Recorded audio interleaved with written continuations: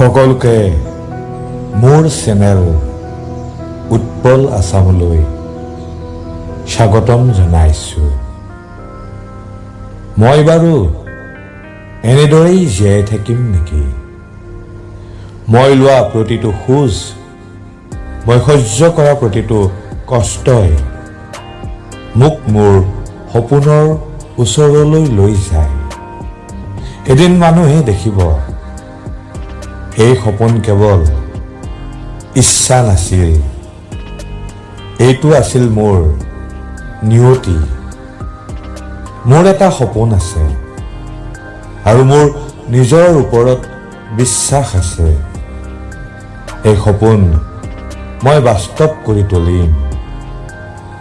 এই বাৰ্ণিং ডেজায়াৰ, প্ৰবল ইচ্ছা শক্তি, যিয়ে মানুহক সফল কৰি তোলে, উন্নতিৰ উচ্চ শিখৰত লৈ যায়। ধন্যবাদ।